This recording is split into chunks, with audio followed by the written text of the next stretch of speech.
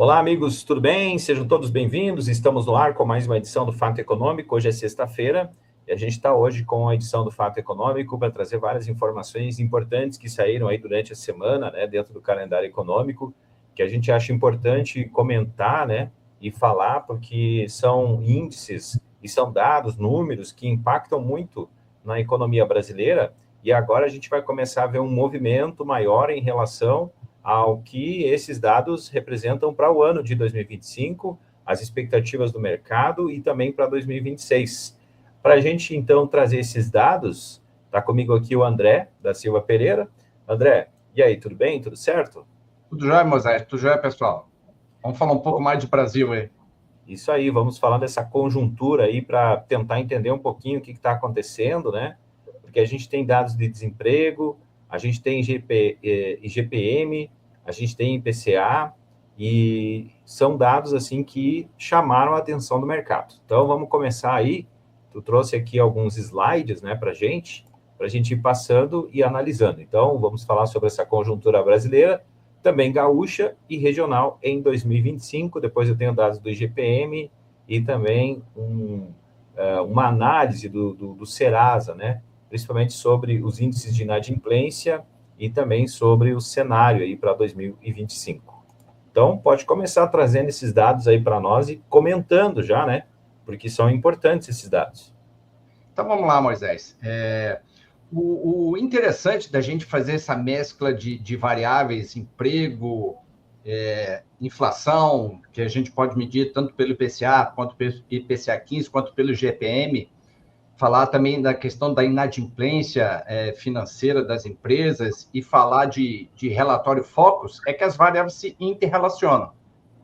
Na segunda-feira saiu mais um relatório Focus que mostrou um desempenho do PIB decrescente, saímos daquela expectativa de 3,5, 3,7 de PIB em 24 para alguma coisa por volta de 2% em 2025, e ao mesmo tempo a gente está vendo a inflação descolar lá da meta de 3% e caminhar ali para 5% ou algo a mais de 5%, isso olhando o IPCA. 5,6. Essa semana saiu o IPCA 15, saiu o IGP-10 e também saiu o IGPM, todos eles mostrando que a inflação está num processo crescente e fugindo da meta de 3%. Ao mesmo tempo, nós temos dados divulgados de emprego via CAGED de que a atividade econômica do emprego está, podemos dizer, bombando ainda, mesmo com uma Selic por volta de 13,25%, a gente tem movimento de fuga de capitais, desvalorização do real de quase 27% em 2024.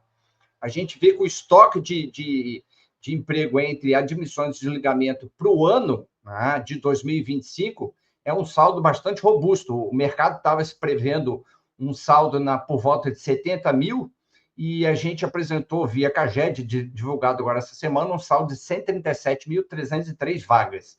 Então, é o que mostra que a atividade econômica ainda está funcionando, ainda está bombando a economia brasileira, apesar de uma Selic bastante salgada, de 13,25%, e de uma expectativa do PIB para esse ano quase que metade do que a gente apresentou no ano passado. Né? Interessante falar sobre o PIB um detalhe, André, se tu me permite, que a gente vai ter a divulgação do PIB já na semana que vem, né? No dia 7 de março, já está marcado, está no calendário econômico. O IBGE vai divulgar, então, o PIB de 2024. E daí, que vai ser, então, do último trimestre ali de 2024, consolidando o ano.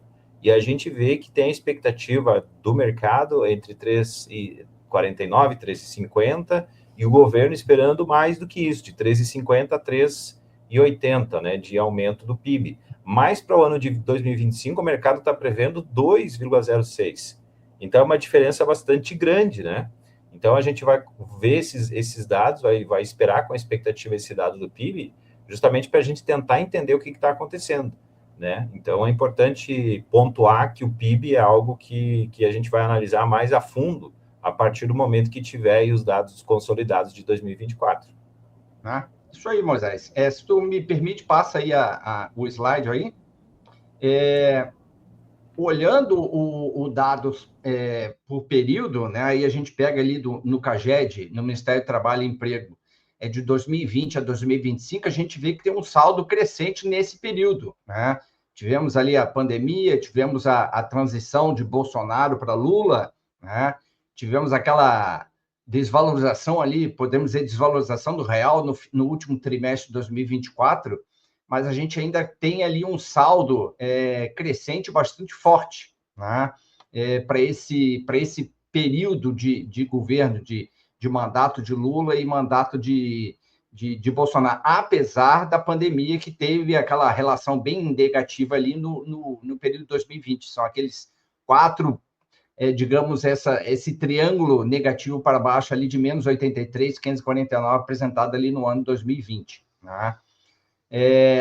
Os juros nesse período ainda estava um pouco mais acomodado do que a gente tem agora, então a gente consegue até explicar juros mais fácil, mais barato, crédito mais barato, a empresa pega, o consumidor pega, bomba a atividade econômica, que é o que a gente viu nesse período. Né?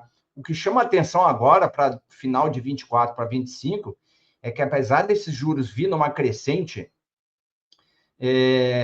não existe ainda uma sinalização clara dessa redução da atividade econômica via emprego. Tá? E o governo, junto com essa questão da avaliação desse terceiro mandato, está ativando mais benefícios fiscais. Né? Então, o mercado financeiro está até assustado. No dia de hoje, dólar voltou de novo ao patamar de 5,90 em função de mais gastos sociais. Né?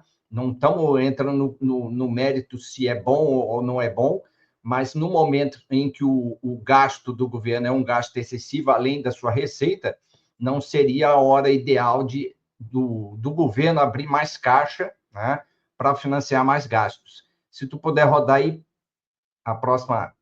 Então, a gente pode pegar, fazer essa análise do somatório do emprego, desse saldo positivo, por setores. Né? O setor de comércio talvez seja o setor que mais se aproxima desse impacto inicial dos juros, né? Está mais salgado, então já tem um saldo negativo ali de 52.417. E tem o componente sazonal, né? Que depois do final do ano, que aumentou bastante, agora a tendência é cair. Tu tem ali a inflação de serviços, que ainda está pressionando em 2025 e gerando um saldo positivo de 45 mil vagas. Construção civil, que tem um impacto assim um pouco postergado de subida de juros na economia, ainda com saldo bastante positivo ali de 38 mil vagas. Agropecuária, pegando a nível de Brasil, mesmo com os patamares ruins de seca, falta de chuva, enchente no Rio Grande do Sul, estão tendo ali um desempenho bastante interessante de quase 36 mil vagas, e o que desponta com uma certa perplexidade da análise de Brasil é o saldo da indústria, né, de 70 mil vagas que está sendo gerado nesse período. Né? Supostamente, com essa subida dos juros e a consultação do juros maior e ela impactando a economia, esse saldo deve diminuir bastante nesse primeiro semestre de 2025. Pode passar. Né? Se a gente olha, então, o Rio Grande do Sul, puxando um pouco a questão da seca, né, juros mais alto, mais salgado para crédito para o consumidor, para o crédito para a empresa, né, sem falar na questão do endividamento das famílias e das empresas, a gente vê também que o saldo o Rio Grande do Sul apresenta um saldo positivo de quase 27 mil vagas, né, entre admissões e desligamentos, e um estoque de 2.860.729 postos de trabalho, que é um movimento crescente se comparado com aquele problema que teve do excesso de chuvas e essa questão da seca agora que pega o Rio Grande do Sul, que, de novo, deve ter um certo impacto na questão da produtividade e na quantidade de grãos que vão ser colhidos agora nessa safra, na primeira e na segunda safra de 2025. Né? Pode passar. Se a gente olha por grupos, né, ali eu botei o mapinha do Rio Grande do Sul, para que, caso alguém não saiba onde fica o Rio Grande do Sul, agropecuária com esse desempenho bem favorável, apesar dessa escassez de água, né, que a gente está vendo aqui nesse período de janeiro e fevereiro de 2025, então um saldo positivo 15 mil vagas, depois a indústria com 9 mil vagas, serviços, e, de novo, enfatizando a questão da inflação de serviços, ainda está apresentando um fator crescente, e o comércio ali no mesmo desempenho a nível de Brasil. Tá? Talvez seja um segmento de setores onde primeiro tem o impacto desses juros mais salgados, impactando ali a atividade do setor, né? Que aí, obviamente, depois vai, como diz o antigo ministro Rogério Magri, vai espraiar para toda a economia brasileira. Né? Pode passar. Olhando, então, a nível de Rio Grande do Sul para escolaridade e grau de instrução, onde mais se gerou emprego, onde o saldo é maior, né? No grau de instrução nível completo, depois fundamental incompleto, partindo para o médio incompleto, e o superior completo incompleto ali num saldo positivo, né? Mas um saldo bem menor do que o médio completo. Então, esse é mais ou menos onde está sendo gerado o emprego no Rio Grande do Sul, aqui nesse período de 2025, né? Que estão computando ali basicamente só janeiro. Se a gente pega por faixa etária, a grande faixa etária de somatório de emprego é da 18 a 24 anos, com quase 23 mil vagas, e depois até 17 anos, e partindo ali para os seus 30, 39 anos, e depois para os 40, 49 anos. Tá? Apesar de existir políticas de colocar de novo no mercado de trabalho os mais idosos, a gente vê que isso ainda é uma política bem incipiente, com pouca eficiência, né, para trazer esse idoso de novo para o mercado de trabalho, sabendo que muitos desses idosos não têm uma renda condizente com a sua qualidade de vida ao chegar nessa idade de idoso. Né? A sua aposentadoria normalmente não cobre aquelas obrigações que deveria ter lá, que estão na Constituição de 88, né? Que é morar, se alimentar, comprar remédio, né? A gente sabe que o idoso chega nessa idade, ele acaba precisando, grande parte desses idosos acabam precisando de um complemento de renda, e isso ou vem através da família, ou vem através, de novo, dele ingressando no mercado de trabalho. Tá? Olhando um pouco mais para o nosso umbigo aqui, o regional, a gente vê que também a cidade apresentou um saldo positivo, como o Rio Grande do Sul e como o Brasil, um saldo de 351 vagas, um estoque de quase 77 mil postos de trabalho, e um saldo bastante positivo, né? Se a gente pega esse período 20 a 25, assim como apresentou tanto o Rio Grande do Sul como apresentou o Brasil. Né? O impacto da Covid também foi bastante sentido na cidade, né? E essa transição do governo Bolsonaro por Lula ali, uma transição bem tranquila, com saldos positivos na geração de emprego. Pode passar. Para quem não sabe, então, está se relacionando a Passo Fundo, né? Isso aí. Tá? Por que a gente trouxe, então, linkar o emprego com inflação, né? Que a gente sempre fala, quando a gente está falando de IPCA e IPCA 15, a gente está falando de inflação. Juros mais caro, crédito mais caro, uma menor atividade econômica se espera agora para 2025, era de se esperar que também que os juros já estivesse impactando alta de preço. E o que a gente consegue ver, olhando os dados oficiais e as séries temporais que tem de emprego, a gente vê que esses juros mais salgados ainda não está impactando essa alta de preço. Além de falar da questão do câmbio, da desvalorização de quase 27% em 2024, que tem reflexo também nos insumos, nos fertilizantes, nos produtos que são importados e que estão agora em 25 entrando para o mercado consumidor. Né? Então, isso também vai trazer um pouco de série de impacto ali nos índices de preço. O IPCA, que a gente chama de IPCA cheio, e a prévia do IPCA, que a gente chama de IPCA 15. Tá?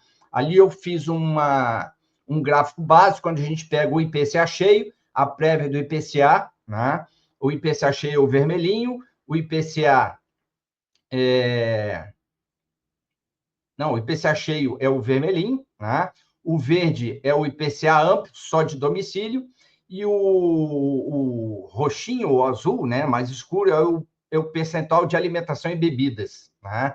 É para a gente mostrar ali a evolução do IPCA, né, da questão de como que os alimentos estão impactando mais o IPCA cheio, que é o IPCA. Né? Então, a gente vê que tanto a alimentação e bebida quanto a alimentação no domicílio são o carro-chefe que estão impactando a questão das altas e das quedas mais sentidas na questão dos preços. E se a gente olha mais esse período de 24 para 25, a gente vê que depois da curvinha bem baixa ali do mês 7 de 2024, tem uma pujança muito maior da questão da subida dos preços da alimentação, tanto por enfoque de câmbio, exportação, seca, falta de produto, queda de oferta, por exemplo, do café, redução do abate, questão do calor que está impactando a questão dos ovos, né? A gente tem todas essas variáveis externas impactando também em preço e o preço da alimentação em si,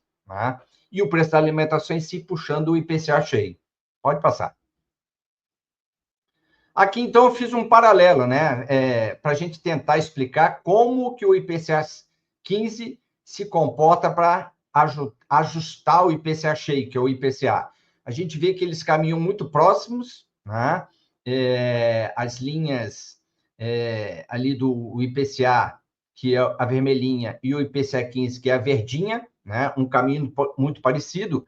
E o que distorce desse comportamento muito parecido do IPCA 15, que antecipa o IPCA cheio, é exatamente o comportamento da alimentação, né? Que ele oscila bastante e ele é o grande, podemos dizer assim, é o grande ajustador, podemos dizer assim, do efeito do IPCA e do IPCA 15, né? Por sérios motivos que a gente já falou, né? Câmbio, falta de chuva, excesso de chuva, redução de oferta, venda mais para o mercado externo, né? Redução da produtividade, por exemplo, do café, questão do calor nos ovos, tudo isso explica, então, essa oscilação bastante forte da alimentação, e a alimentação sendo o carro-chefe que explica a evolução do IPCA ao longo do ano de 24 e também 25. Tá? André, a gente pode ver também aí nesse gráfico que a alimentação também é impactada pela sazonalidade. Tu pode ver que também tem isso, né? Esse gráfico ele baixa bastante ali entre maio, junho, julho e agosto, né? Tanto de 2023 quanto de 2024. Apesar de que 2024 a gente percebeu mais influência do clima nos produtos alimentícios. E isso a gente vai começar a sentir cada vez mais, porque né, o clima tem se modificado bastante, como tu falou, os ovos, por exemplo, a gente tem uma oferta menor de ovos, porque a gente tem uma produção menor de ovos. E essa produção é influenciada pelo clima. Este calor todo influencia na produção de ovos. E é uma das explicações, tem outras explicações também, e é uma das explicações porque a gente está com o preço dos ovos lá em cima, mas é muito sazonal os ovos. Só que tem outra produção importante para a alimentação e bebidas, que é o café. O café também está sendo impactado pelo clima, basicamente, não só aqui no Brasil, mas também em outros países. Por exemplo, o Vietnã, que é o segundo produtor maior e exportador de café, também está sofrendo com o clima. Então, a gente cada vez mais vai perceber a influência do clima na alimentação e bebidas, e a gente vai perceber essa curva maior aí também de influência nos índices de inflação, como é o caso que a gente está vendo aqui. E aquele IPCA 15 ali, aquela última seta subindo ali, essa prévia do IPCA já dá um indicativo de que o IPCA cheio, a curvinha vermelha, também vai dar uma subida bastante forte ali, né? Porque a prévia já deu, a verdinha ali já deu aquela subida bem grande ali no final. Né? Então, atenção. A curva vermelhinha, que é o IPCA cheio, também vai dar agora, assim que for liberado o IPCA cheio de fevereiro, vai dar também essa guinada para cima ali dos preços. Tá? E chama atenção, né, André, porque essa guinada é uma das maiores lá em relação a, por exemplo, a janeiro de 2023 para janeiro de 2025. Em 2 anos é a maior guinada que a gente vê aqui no IPCA 15. Vamos ver como é que vai vir o IPCA daí. Então, o que chama atenção também, quando a gente olha esses gráficos, relaciona as variáveis, o juros está mais salgado, o emprego está bombando, os preços estão subindo e as pessoas continuam consumindo. Né? Vamos ver como é que dá esse primeiro trimestre aí. Exato. Que a gente vai ficar bastante de olho, porque disso, de toda essa receita aí vai ser uma sopa, né? Em termos econômicos, e a gente vai ter que interpretar o que exatamente está acontecendo. Não sei se tu quer ainda continuar falando mais sobre o IPCA ali. Não, agora acho que chegou a vez de você falar um pouco aí também, né? Eu só vou trazer alguns dados, né, porque eu vou falar do IGPM, que eu acho importante também a gente falar do IGPM, porque é o Índice Geral de Preços Mercado. Tem pessoas que chamam o IGPM de Índice de Inflação do Aluguel, porque ele tem componentes interessantes ali. E outros, né, mais tecnicamente, chamam de a inflação do produtor, porque é 60%, então, do índice tem a ver com o índice de preços ao produtor. Então, o avanço foi de 1,06% em fevereiro. Em relação a janeiro, é uma alta expressiva, tinha sido alta de 0,27% no mês passado, e tem alta acumulada de 1,33% no ano. Nos últimos 12 meses, um ano, 8,44%. Geralmente, o IGPM ele é maior do que o IPCA, né? E em fevereiro de 2024, ele tinha tido queda de 0,52%. Olha só que diferença bastante grande, né? E ele acumulava uma redução de 3,76% em 12 meses. E aí é que entram alguns componentes daquilo que a gente estava falando. Valores de itens de alimentação, como, por exemplo, ovos e café, no índice de preços ao produtor amplo, por exemplo, ovos e café se destacaram. E eles foram impulsionados, segundo a FGV, que divulgou o dado, pela forte elevação das temperaturas, olha aí, ó. E isso reduziu a produtividade e limitou a oferta, tanto dos ovos quanto do café. No caso dos ovos, daí tem a proximidade da quaresma agora, né, e intensifica a pressão sobre a disponibilidade do produto, ou seja, a tendência é da gente ter um aumento na demanda, né, mas daí como a oferta menor, imagina como isso pode influenciar no preço. E nos preços ao consumidor também, interessante que a FGV diz que a gasolina e as tarifas de energia elétrica tiveram um impacto significativo. A gente teve o reajuste do ICMS, né, que esse reajuste impactou o preço, apesar de não ser muito, mas foi um aumento, né, do combustível, e o aumento de combustível geralmente vai impactar, porque a gente utiliza muito combustível para transporte, para produção, para venda em si, ela influencia em toda a cadeia. E daí foi também algo que impactou significativamente, no caso da energia elétrica, foi a retirada do bônus de Itaipu. E aí, também, a FGV fala do INCC, que é o Índice Nacional de Custo da Construção. Neste caso, ele desacelerou, né? E a variação é por causa dos custos de mão de obra que caíram, diz, então, a FGV. Por exemplo, o índice de preços ao produtor amplo foi para 1,17%. E em relação à alta de janeiro, tinha sido de 0,24%, então também é bem significativo esse aumento aí. E se a gente for analisar os... Diga. Lembrando que o IGPM é 60% é o IPA, 30% é o IPC e 10% é o INCC. Né? Exatamente. Por isso que muitos chamam ele, né, de inflação do produtor, né? Ou inflação ao produtor, e não tanto ao consumidor. Mas o índice de preço ao consumidor teve alta de 0,91%. E também, em relação ao mês de janeiro, aumentou, que tinha sido aumento aí de 0,14%. A gente vê, então, que teve realmente um aumento significativo. E entre as 8 classes de despesa que compõem o índice, teve 5 que tiveram um avanço aí. A habitação, que foi de uma deflação de 1,65 para inflação de 1,49. Olha que diferença, né? Transportes, de 0,44 para 1,46%. Despesas diversas, de 0,29 para 0,81%. Mas a gente teve uma diminuição na transição de janeiro para fevereiro do IGPM, no IPC, dentro do IGPM, que é o Índice de Preço ao Consumidor, no grupo alimentação, que saiu de 1,31 para 0,89%. E aí, no caso do Índice de Custo da Construção, o Índice Nacional de Custo da Construção teve alta de 0,51%, mas foi inferior a janeiro, que foi de 0,71%. Então, é importante a gente também trazer esse dado do IGPM, né? Porque ele mostra aí como que está a inflação ao produtor. E, geralmente, inflação ao produtor tem impacto depois na inflação ao consumidor. A gente pode ver, então, nesse gráfico que a gente está mostrando aí, o que ficou, então, em fevereiro de 2025, 1,06, que foi divulgado ontem, né, esse dado.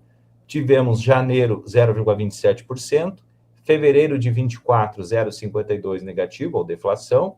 No acumulado do ano, 1,33%, ou seja, janeiro e fevereiro, né? e o acumulado em 12 meses, 8,44%. Salgado. Também é bem salgado, com certeza. Também, depois a gente vai até analisar, né, quanto que isso, acompanhando aí, né, depois que tiver o IPCA também, porque a gente tem o dado, por enquanto, só do IPCA 15 de fevereiro, né, mas quando fechar o IPCA, a gente também pode fazer uma análise e comparar aí com o IGPM. E também eu trouxe aqui alguns dados que foram disponibilizados pela Serasa Experian, e algo que chama atenção é os dados de inadimplência, que em janeiro de 2025 ficaram em 74,6 milhões de consumidores nessa situação de inadimplência. E na análise que a Serasa Experian faz para 2025, né, encerrando em janeiro de 2025, o dólar teve queda, né, de 5,84, mas a gente já percebe que o dólar é algo muito volátil, né, porque a gente vê uma certa sensibilidade para ele reagir às decisões que são tomadas, como, por exemplo, hoje, né, o dólar aí já chegando a 5,90, há alguns dias ele já estava abaixo aí de 5,80, agora já chegou em 5,90 de novo, apesar de que em 2025 ele tem queda aí próximo de 7%. Nós temos também a taxa básica de juros elevada para 13,25% em janeiro de 2025, que não era novidade para o mercado, já estava sendo esperado, também está sendo esperado já um aumento na próxima reunião do comitê, que vai ser agora na segunda semana de março, que também espera-se um aumento de 1 ponto percentual na taxa básica de juros. O Copom já sinalizou que vai aumentar a taxa básica de juros e pode chegar, passar até de 15%, inclusive o mercado está precificando isso, e esperando que feche a taxa básica de juros num patamar mais alto do que está agora, 1,75 ponto percentual acima do atual, que é 15%. É o que o mercado espera que feche 2025 a taxa básica de juros. Essa taxa básica de juros, é importante dizer, né, é o que está influenciando nesse PIB que a gente vê de 2,06 de expectativa, inclusive caindo a expectativa de uma semana para outra, dentro do Boletim Focus, que foi divulgado nessa segunda-feira. Então, a gente vê aí uma piora nas expectativas do PIB, justamente por causa dessa política monetária contracionista, né? De a gente perceber que a política monetária do Banco Central atualmente está sendo bastante restritiva, especialmente tentando diminuir o consumo além, né, daquilo que se pode ofertar, a demanda além da oferta no Brasil, que está gerando uma inflação muito acima das metas, né? Por exemplo, a meta da inflação central é 3%, o teto da meta é 4,5%, mas o mercado está esperando uma inflação de 5,6%. E isso a gente vê que realmente pode acontecer, também por a gente ter visto agora esses gráficos aí que estão mostrando uma tendência altista para a inflação. E a inflação ali está, né, em janeiro ficou em 0,16%, em janeiro de 25, também a inflação de janeiro geralmente é sazonal, a gente vê um aumento maior da inflação lá em dezembro, depois em janeiro arrefece um pouco, só que está sendo algo assim surpreendente essa inflação maior no mês agora de fevereiro, apesar de que a inflação que veio em fevereiro, no IPCA 15, na prévia da inflação, está sendo menor, abaixo do que o mercado estava esperando. O mercado estava esperando uma inflação aí acima de 1,3% no IPCA 15, uma prévia de inflação de 1,3%, e veio abaixo disso. Então, basicamente, é isso que a gente tem de informações assim para passar hoje, né? Para fazer uma espécie de resumo aí da semana, né, André? Porque foi uma semana com várias informações nesse sentido aí, de inflação, de taxa de desemprego, e também as expectativas aí no Boletim Focus, que são informações importantes que mostram já uma tendência, porque nós estamos agora, né, chegando nesse final de semana já de carnaval, depois do carnaval a gente sabe que daí as coisas começam a acontecer de fato no Brasil, e aí agora o tom dado é esse, né? Tendência altista de inflação, tendência de PIB abaixo, a gente viu um aumento da taxa de desemprego, né, que parou de cair, agora voltou a subir. Então, esse é o tom. O dólar também, hoje, né, voltando a subir, a Bolsa de Valores voltando a baixar. Então, esse é o tom que a gente está vendo aí para praticamente dizer assim que o que o brasileiro geralmente diz, né? O início do ano é depois do carnaval, então é o tom que está dado aí, e a gente vai ficar olhando para ver o que vai acontecer e fazendo as análises. E não pode esquecer das tarifas do Trump, né? Que isso é outra variável que também vai impactar a economia brasileira. É um capítulo à parte que, né, estava sendo esperado mais impacto no dólar, que não teve tanto até agora, porque ele veio falando que ia vir para, né, botar para quebrar, digamos assim, mas ele veio mais calminho, apesar de que ele colocou algumas tarifas, né, mostrou alguns caminhos, mas ainda está tranquilo, ele está envolvido lá com as negociações de paz lá entre Ucrânia e Rússia. E parece que deu ruído. Se a gente olha ali o Infomoney agora, parece que tem um ruído ali na conversa ali. Né? Então, vamos torcer para que esse ruído seja rapidamente abafado e acabe logo com isso daí. Né? Porque aí a gente também tem commodities mais sossegadas, petróleo, ouro, minério de ferro e assim por diante. Os impactos na economia são bastante grandes, né? Com esse conflito e outros conflitos que acontecem, e também, né, a geopolítica como um todo tem um impacto econômico bastante grande pelo mundo afora, e ninguém escapa, né? Não tem como escapar da globalização, né? Econômicos, né? Do outro. Isso aí. Então é isso, né, André? Tem mais alguma informação aí para passar para a gente? Acho que é por aí. Já passamos muita informação boa e ruim ao mesmo tempo, né? Então tá bom. Esse foi o Fato Econômico, a economia além da conjuntura, edição dessa sexta-feira. Na semana que vem a gente volta para trazer mais informações, mais dados e também mais análises aqui no nosso programa. É só ficar ligado, né, no YouTube e também pelo Spotify para acompanhar a gente aí neste programa que a gente faz para você que fica ligado assistindo com a gente. Um forte abraço, bom fim de semana e até a próxima. Valeu, André. Bom carnaval. De olho no mercado financeiro que está fervendo essa sexta-feira. Um abraço.